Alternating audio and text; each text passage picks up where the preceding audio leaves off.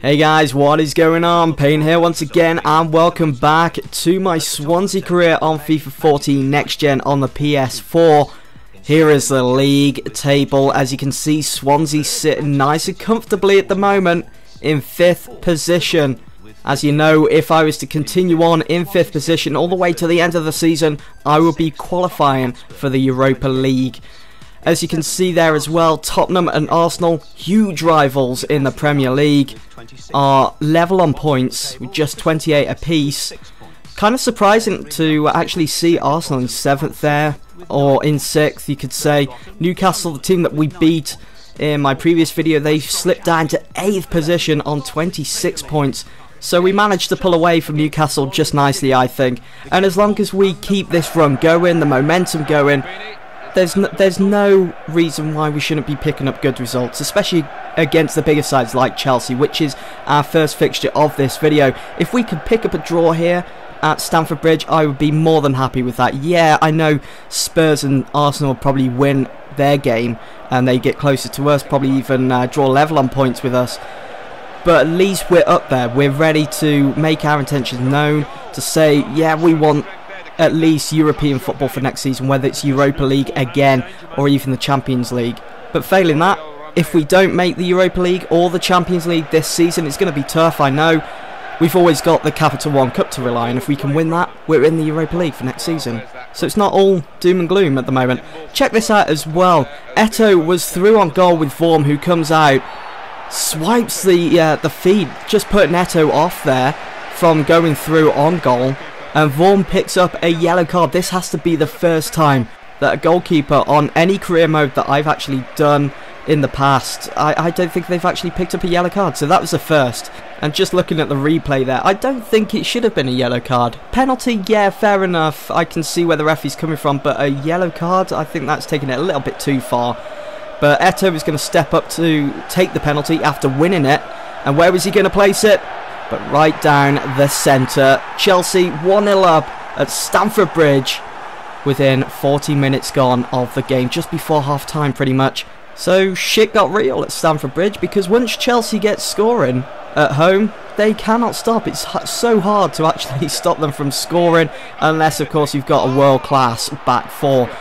Oscar, with just a couple of minutes remaining of the first half, almost put that ball into the back of our net, making it 2-0. Thankfully, it whizzed over.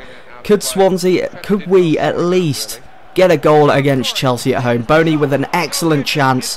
Schwarzer just managing to get a fingertip to it, parrying it behind for a corner kick. I did give this one to Romeo. I just wanted to rush. I wanted to get a goal. Ashley Williams with a head. Schwarzer saving it, unable to hold on to it. And who was there? But Wilfried Boney. He was there to mop up. He just tapped the ball into the back of net. We was back on level terms with Chelsea. It was game on at Stamford Bridge. Swansea back into this game, proving to be a bit of a nuisance to Chelsea, who probably expected to come home and actually defeat Swansea with ease and continue climbing up that league table, putting pressure on Manchester United at the top. But Juan Mata, as you just saw, an excellent volley from himself. Boney followed up then with a volley of his own, and just went wide. At least Juan Mata was on target, and I really thought Samuel Eto'o had put Chelsea into the lead there. I thought the ball was just going to creep in, and look at Eto'o again, great dribbling skills, through on goal, Vorm with the save, and I just had to do everything I could possibly do to defend that. Thankfully I did, and the game ended 1-1 at Stamford Bridge. So not too bad, we picked up a point there. Keeping in mind that Spurs and Arsenal probably won their game.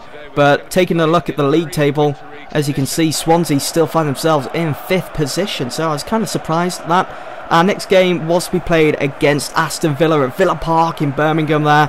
There were a few changes after that Chelsea game in the Swansea side. We saw the likes of Pablo Hernandez coming in to replace Nathan Dyer, and also Michu for Boney. Boney took an absolute hammering in that Chelsea game, fitness-wise. I mean, we only played Chelsea a day before this game against Villa. It's not fair. How is that fair? It would never happen in real life. Sort it out, EA. Seriously.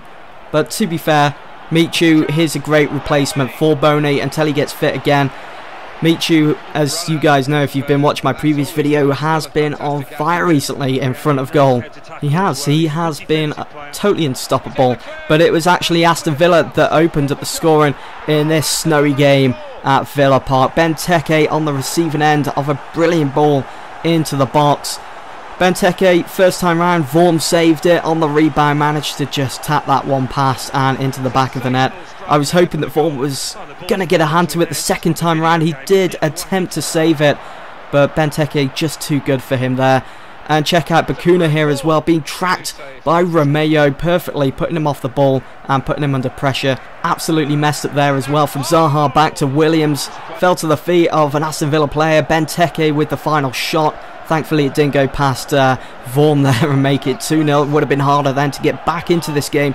Leon Britton almost made it 1-1. Took a deflection there, the ball off the back four of Villa, and hit the crossbar. Guzan there ready to pounce and actually put an end to our attack. Pablo Hernandez, another great opportunity. We were really going for Villa's throat. We wanted to get back into this game, and there's that news as well. Tottenham Hotspurs 3-0 up against Stoke City, and then Shalvey comes in and gets that equaliser for Swansea against Villa. 1-1 with just 8 minutes to go of the game. Could we get a winner against Villa? Nice goal as well, kind of similar to what Benteke scored in the first half in this game against Swansea. But just going back to Tottenham being 3-0 up against Stoke, and you know, thinking about the league table, I have a feeling it's going to come down to the very last day of the Premier League. Will Swansea be able to actually get into the Champions League or even the Europa League? Either competition I would be happy with, as long as we can get there and get a good budget for next season's transfer window in the summer. After that against Villa, yeah, the transfer window, it's open for January now, so we've got a month to bring in players. In my last video I mentioned about Joel Matip, should I bring him in? So what I did, I sent out a scout, inquired about him as well. Definitely need to strengthen our back four. Joel Matip I think would be the perfect signing to come in and possibly replace Ashley Williams. To be fair though, Williams is still a decent player. Even though he's getting older now, he's still pretty decent as captain at Swansea. But I think buying Matip would be investing in the future. I think he's a decent player. I think he'd be able to fit into this team just nicely and help us to secure wins instead of letting in goals. He's strong, he's tall, and he's also pacey as well, so that's going to help me when trying to counter-attack the opposition, especially against teams like City, where you have to do that and try and hit them on the counter as quick as possible. So I think Matip will be a perfect signing, especially for January. It'd be a good bit of business, good capture there. We'll just have to see what happens.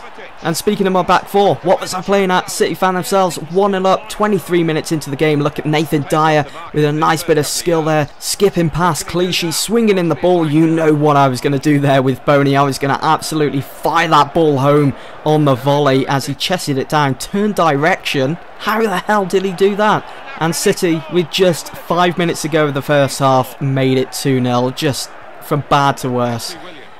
They're just so difficult to beat on FIFA. But thankfully this was the last time we was going to play them this season in the Premier League, unless of course we have to play them in the FA Cup or the Capital One Cup. I'm not too sure whether they're still in that competition actually. I need to go and check that. We haven't played in the Capital One Cup recently. It's been a while.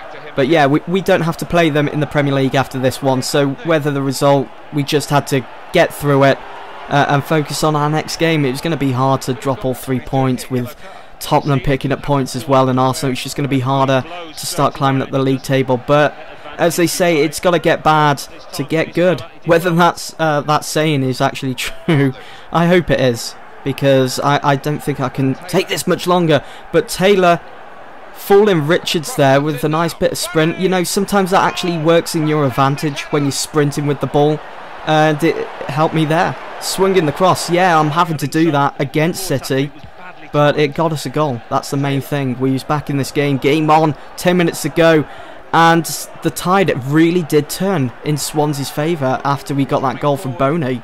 I did notice as well that with just 10 minutes remaining, City had changed to a 5-4-1 formation. They had gone into defence mode, and I was like, well, let's throw absolutely everything. Ultra attack, you know.